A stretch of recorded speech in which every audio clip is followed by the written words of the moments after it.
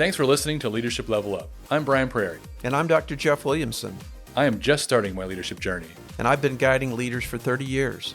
Our podcast aims to shine a spotlight on outstanding leaders and provide a platform for them to describe their leadership journey and share the guiding principles that have helped them become great leaders.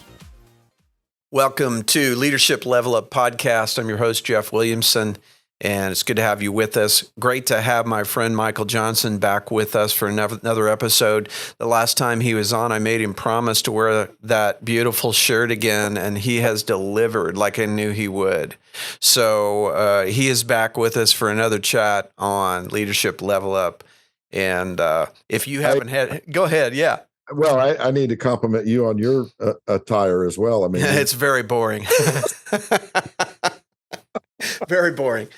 So if you haven't listened to the previous episode with Dr. Johnson, let me introduce him to you real quickly. He is a longtime leader in higher education, served over 30 years now at Trevecca Nazarene University in Nashville, Tennessee. He is aide to the president and has had a variety of roles over the years there in student development and alumni relations and church relations and pretty much anything else Dr. Boone needs someone he can trust to take the wheel and see it through. That's probably going to be something that's on Michael's to-do list. So, Michael, welcome back. Thanks for joining us again, being with us on the podcast. And Jeff, I mean this sincerely. It's a great honor to have been invited to be a part of this discussion with you. And congratulations again on not only your podcast, but just what's going on with the whole leadership initiative there, where you are and how you're inviting people into that conversation. I feel a little awkward that we're not sitting together in some coffee shop somewhere because you're such a connoisseur. I need to fix that, man. I really do. Well, but thank you. At any rate, it's a lot of fun to do this with you because I recognize what you bring to the table, and so for you to invite me on to try to offer, something to the conversation is not only an honor, it's a challenge because I don't always feel like the smartest guy in a room, but I'm thrilled to be here, and it's Thank you. It's great to do that. This feels like Mutual Admiration Society because I'm just thrilled to have you. I mean, we've been friends going back to the early 90s, 30 plus years. Oh, yeah. And every time I talk to you, unfortunately, it's normally on Zoom. We need to fix that. But every time I talk to you, I'm like, dang, I wish I lived in the same town as you do. We just hang out all the time. We have so much fun every time I talk to you. I don't know what this afterlife thing's going to really look like, but I hope you live next door. I hope there's room for opportunities like that where we can sit and we're not dealing with the constraints of time and you can really explore some conversations that not only offer depth but encouragement. I'm seeing a big front porch with a couple of chairs that we can get an iced tea and sit there on a cool morning and just talk the hours away. Sounds good to me, man. For an eternity. Well, I've admired your work for a long time. You've done so much there on behalf of Trevecca and for Trevecca, and at that same time, I know that your story is embedded in so many other people's story. And when I talk about leadership, I always love to hear from people about. I mean, I know there's countless people that I could name that invested in me, who saw something in me before I saw it even. And I always love to hear from our guests about, who were some of those people, maybe right at the house you grew up, a teacher, friend, a coach, who along your journey have given you a gift of some kind that is now shaping the kind of leader and the kind of human that you are today. So I'd love for you to take us down memory lane a little bit with your journey. Yeah, those people would be. That's actually a pretty cool idea. Obviously, our families of origin have huge impacts on who we become. Those are the most immediate and the readiest examples of leadership because, whether, it's a happy experience or not, the leadership that's expressed in the home is a very shaping sort of, you know, um, thing that just happens as a result of being there. Yeah. In my case, I got to watch, my parents lead when I was younger, local churches while pastoring. And then as my father moved into more administrative roles on the district and general levels within our denomination, I watched some of that. And for a long time, I don't think people thought about Talmadge or Janelle Johnson as individuals so much as they just saw Talmadge and Janelle. And I watched that I wouldn't call them a power couple, but there was power in their coupling that really, still speaks to me. And my mom was an incredibly gifted person in her own right. She never saw herself as being, at the level that other people seem to think that she was. She was willing to sort of just help make sure that my dad's roles were taken care of first, and that she was always in support there. And that gave me a really good model of leaders and followers and what it means to be supportive of a person, even if you're just as capable as the one who has the leadership position. That's huge. That piece, that what you just said, that's huge. Well, I mean, let's be honest. I mean, there really can only be one CEO or one manager or head coach or whatever sort of comparison you want to make in terms of the different kinds of organizations that exist. If the people who are underneath the person that is positionally in charge, that if they aren't okay with getting in and supporting underneath it, you might have a measure of success, but you'll never get where you really need to go if the leader doesn't have supportive persons underneath going that direction. But that puts all kinds of pressure on the person who is the leader to do so effectively and to share, I think, those leadership responsibilities. I think the best leaders are the ones who not only cast vision, but who also empower people to whom they're casting the vision, the ability to go and get stuff done, and to work with that sense of reciprocity that I may have this title, you may have that title, but we're only as successful as all of us can be as we work together. And so that's kind of the models that I grew up with. And I could name a lot of other primarily church leaders, but I remember even as a youngster seeing successful business people who were in our churches or connected to, our sphere of influence and connectivity. I watched some really successful leaders, and there were some similar patterns in there that said, ego is probably a necessary ingredient for someone to step out front and try to lead. But if ego ever dominates, then chaos is sure to follow, So that's a good point. Finding balance between a strong vision and a willingness to step out front and lead, but also being mindful of the people who are coming along behind. I never could respect people who were win at all costs kind of people. Because that meant that either winning or their own ego was the most important thing. And the results, were sort of tangential almost. As long as I'm being seen as the one who's getting this done, that's the thing that's most important to me. I just don't think there's any kind of lasting sustainability to that. No, because people chafe at that over the long haul. And I think you made a good point where someone has the confidence perhaps to say, I can think of times where I was in situations and I'm thinking, I don't have to be in charge here.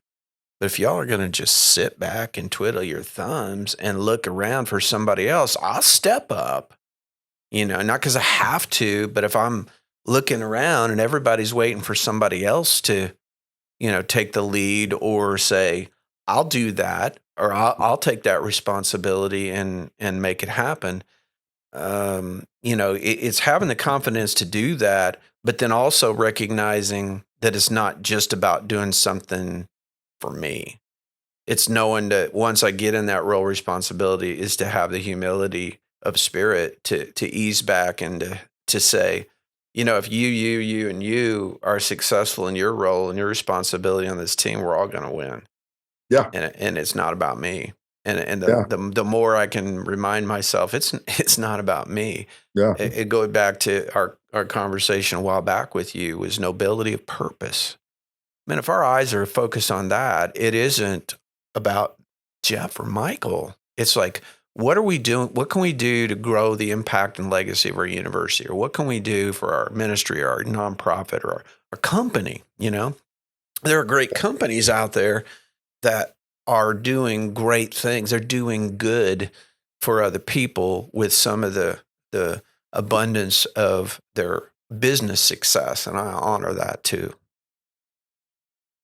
I know that you'd asked me, I mean, even in the context of this conversation, talking about some of the models of leadership and or mentorship. As you were talking there, I mentioned Stan Toller in our previous conversation a little bit.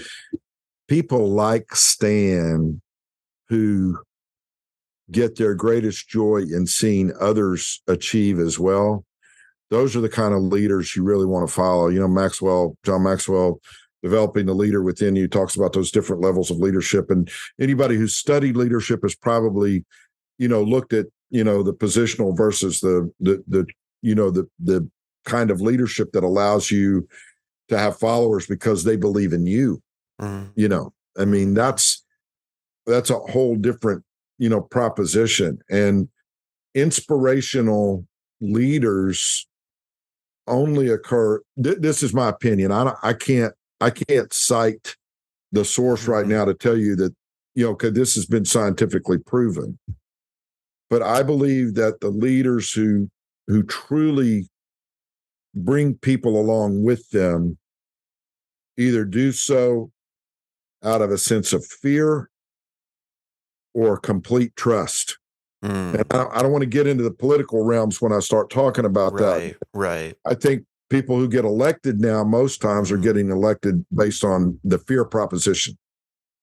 I don't know that we have enough aspirational leaders in the political realms that cause people to follow them simply because they trust where this person really wants to go with it.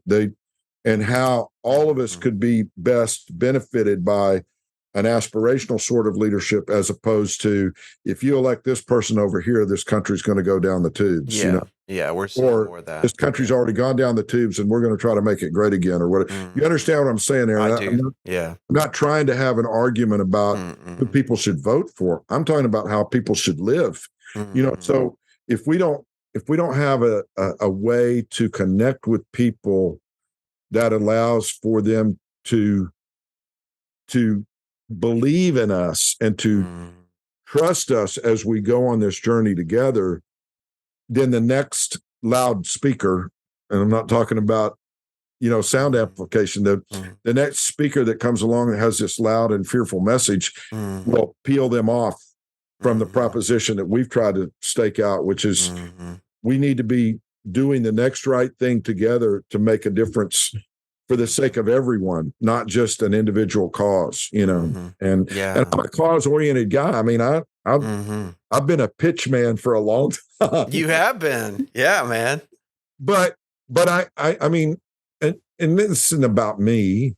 I'm just telling you how maybe I have survived as long as I have in these kinds of leadership, quasi-leadership roles. I think people, one reason why some people, let's just make it some people.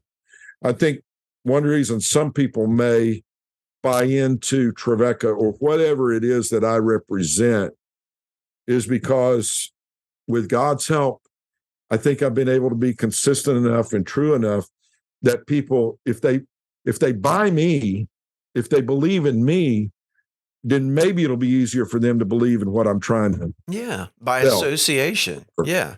It's like it's co-branding, really. Right. Yeah. Yeah, Yeah. it is. So how did I end up being the person I am today? I don't know if that's kind of the root question when you're asking me about these different people. They all shape us. Yeah. I kind of gave that a little bit of thought, and I think I can do this fairly quickly for you. Sure. There were some pivotal people in my life at absolutely crucial times that helped set me on the course of what my life became. And I'll tell you about three in particular. Okay. I talk about them in a talk that I do about living generously. One was my fourth grade teacher. Her name's Gracie Bumpus. She died many years ago, way too young. And I wish she knew. I wish she could know. Maybe she did a little bit when she saw my eyes light up as a fourth grader up in front of the class, singing with some other boys about, the gold mining era of San Francisco and the California gold rush and all that. Man, first 2 years of my schooling, I didn't want to go at all. I invented reasons not to go. Growing up, I was raised around adults more than I was kids. I had a terrible time adjusting to my peer group once I started to school. I could say big words because I'd been around adults, but I didn't know how to interact with other kids. And it was a rocky road. And in fourth grade, Gracie Bumpus showed me the value of encouraging leadership, the gift of encouragement, as it were. And she helped me believe in myself as a fourth grader. And it changed everything. That's a big deal. My first youth pastor was a guy that his name's Larry Ryan, and he's still out there in Oklahoma City. He was a successful insurance agent as a young married man, and my dad saw some gifts in him and invited him to join the staff at Western Oaks Church of the Nazarene, a church that my dad served as founder. And fairly early on, Larry started working with young people in our church as volunteer, and then my dad hired him full time. And he gave up what I probably believe was a very lucrative insurance career because Larry, pretty good salesman. He's boy am I enthused was his mantra, but what I learned from Larry is that you can pour yourself into multiple people at the same time. And what I mean by that is he only had 24 hours in a day, but when I was with Larry, he was pouring into my life individually at that moment. He still had the big group to deal with, and there are countless others that I'm sure would say that Larry made me feel that way. That a leader has to be willing to give time to the people that he's leading. Yeah.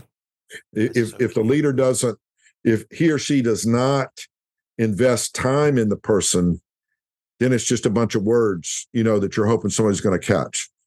So I got encouragement from Gracie Bumpus. I got time from Larry Ryan.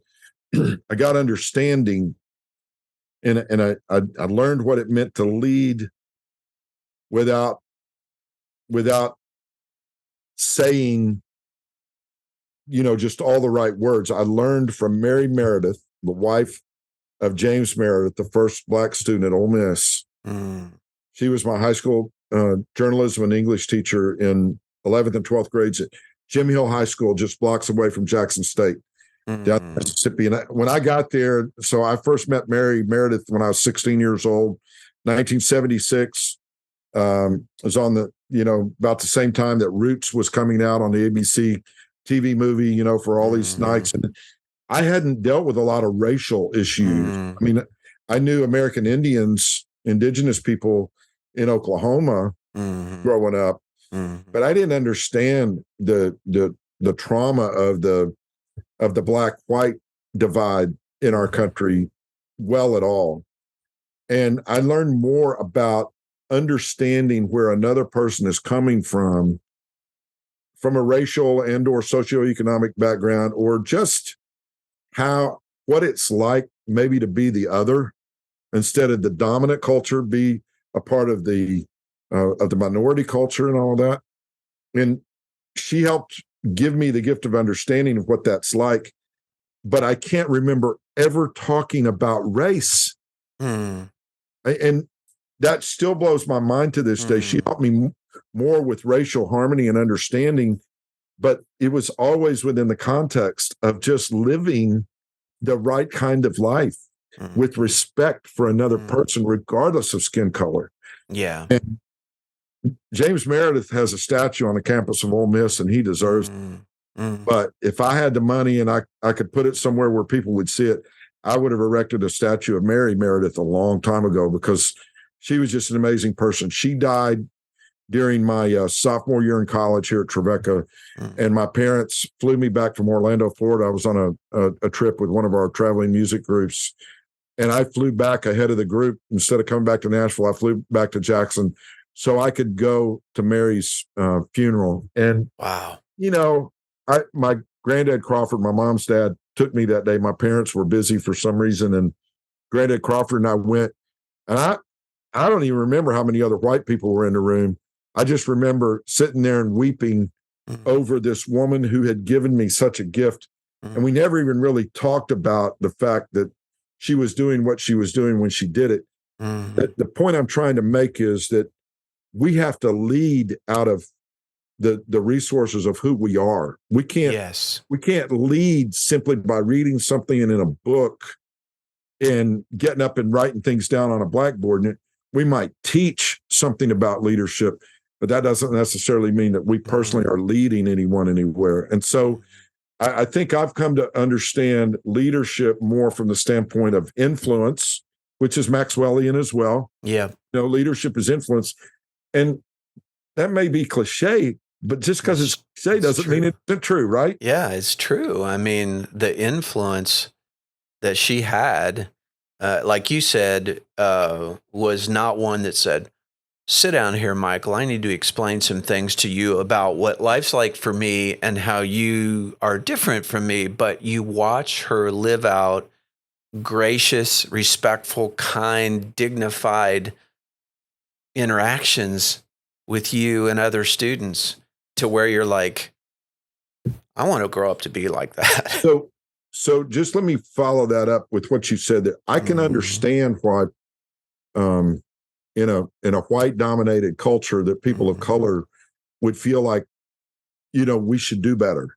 I mean, I totally get that, because we should. Yeah, absolutely. But the thing about Mary is that she made me want to do better for people of color because of the kind of person that she was. She gave an extra measure of worth and value and dignity because of the kind of person that she was, without ever making demands that I would do so. And maybe that's my temperament and personality responds better than that. I don't know. Yeah. But I also think there's something to that. Mary helped me understand more than anybody else that there is never a person that I will lay my eyes on that is not precious in the sight of God. Yeah. And that, you know, skin color is the most surface level of observation about who a person is. And we just have to do better on that even still, you know? And yeah, I mean, obviously you can tell I'm pretty passionate about the impact that she made on me, because it did change my life. And I think it's helped me be better in the lives of other people as a result. If I could stop there before I get much more emotional. Well, that tells me a lot that you got a frog in your throat just talking about Miss Mary. Yeah. And I think, you know, someone like that personalizes for each of us as we interact with others who might be different. Their journey's different. Their experiences are different. But I think what you were describing so well is that she personalized in a positive way what her journey was like, and helped you to, like you said, then to have a sensitivity, a tender heart to others your entire life because of that dear woman and just the way she lived out her life in front of you every day in the classroom. Talk about a legacy. Yeah. Man, that's good stuff, man.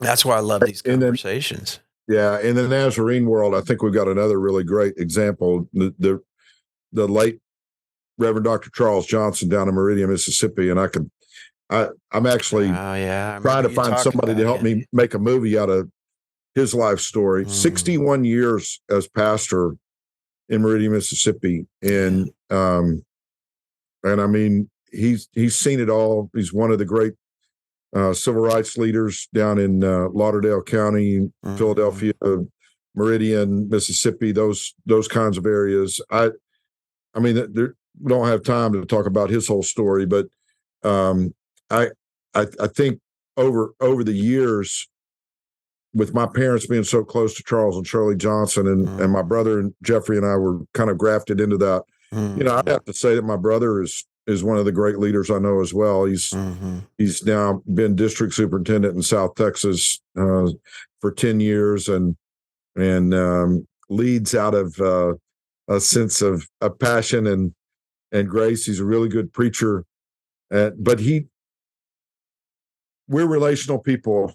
I mean, that's the way we were raised. Yeah, it all down. I know that to be true among the Johnsons. You know, to be born into that family. Yeah. Kind of hard not to, you know. So I'd say you hit the jackpot. That's what I'd say. You know, I've been able to spend some time with our 3 adult sons in the last few months in ways that aren't typically available to us. One of the reasons I'm kind of interested in retiring, you know, in the not too distant future. I don't know that I can never completely retire, not try to be involved. Just be repurposed. That's my line. But yeah. But having the freedom to go spend time with our sons who don't live here year round, being part of all the stuff they're doing, Chad and Amy and Reston live in Salisbury, Maryland. Brian and Ashley and their 4 kids, Braden, Tinley, Lennon, and Hazel, live in Sharpsburg, Georgia, southwest of the Atlanta airport, about 30 miles. And then our youngest son, Austin, and his wife, Rebecca, and their son, Homer, they split time between here and the New York City area, Brooklyn. Yeah. And I saw those pictures. We've talked about some, and all 3 boys are involved in different kinds of work, but they're all connected to working with people. And I don't know any profession that you can go to. Chad's in the services industry, Brian's in pharmaceuticals, and Austin, you know, is on strike. He makes people laugh and enjoy things. He's in the business of lightening people's loads with laughter. You know, as I've talked with them, and they'll tell me some of the crazy stuff I said as a dad. You're like, did I say that? Surely not. You know, because I'm thinking, man, that should not be in a textbook for how dads ought to operate. And then in the same breath, it's like, Dad, we loved our life growing up. You know? Yeah. So here's the bottom line I'm trying to say. And maybe it can come from a couple of different places. One of the best things I learned in my doctoral program came in a class that cited the work of John Cotter at Harvard, Business School. And it, you know, is about the heart of change. And I loved that emphasis on the heart, you know, the connection, and basically Cotter's work led him to say on one of the videos we watched, if you're going to create sustainable change in an organization, you have to win the hearts and the minds of the people that are within your organization. There's that sense where you can tell people how it's going to be, and they may follow you for a time because they have to, but they'll either drift away and leave, or they'll just start slowly checking out. You know, if you don't win the minds and hearts of the people that you're trying to lead, the theory is that it's hard to sustain. And I think I believe that. And then me too. Long about that same time, I think I read it well before I started my doctoral program, but it found its way into a couple of the papers that I was doing for classes. a book called Outlive Your Life by Max that. Lucado. You know that. the book? Oh yeah. There's a great quote in there where Max talks about, if we're not careful, we'll just drift through life and we'll do all these things and we'll never ask why. And we'll come down to the end of it and, we'll look back on it and say, well, in essence, what was that all about? Yeah. Yeah. What was I here for? Yeah. And Max says, I don't think, he's addressing the reader, I don't think you're one of those people. And this is the line that just really gets to me. He said, you don't want to just do well. You don't want to just make a living. You don't want to just do well for yourself. You don't want to just do well. You want to do good in this, you want to do good in this world. You want to live your life in such a way. This is the powerful quote. You want to live your life in such a way that the world will be glad you did. That's boom. That to me is like the ultimate, regardless of position. Somebody is watching you, Jeff, or somebody's watching your friends behind the camera there, or there is nobody that walks the face of this earth that doesn't have a chance to influence or to lead someone else. That's true. So we got to carry that responsibility, with dignity and respect, and know that somebody is watching us. And when it's our turn for us to be seen in a moment by someone else, we gotta live in such a way that those people will be glad they saw us in that moment. And so that's kind of my theory of leadership. It doesn't fit in the context of a textbook necessarily, but it's certainly shaped by a lot of books. I'll tell you that. Yeah, absolutely. Yeah. Well, Michael, I've said before, it's always a joy whenever you and I can look at each other and have a conversation, this time by Zoom, hopefully next time at your favorite cafe in Nashville. I need to quit talking about that and make it happen. Please call. Please call me. We're so grateful to have you with us and hear from you and just hear your heart and see why you do what you do. I love it. Love it. Thanks so much, man. We'll look forward to next conversations. Thanks for being with us. Man, it's great to be with you. Really is. So thank you. Thanks for listening to this episode of Leadership Level Up. Please subscribe so you don't miss future conversations with great leaders.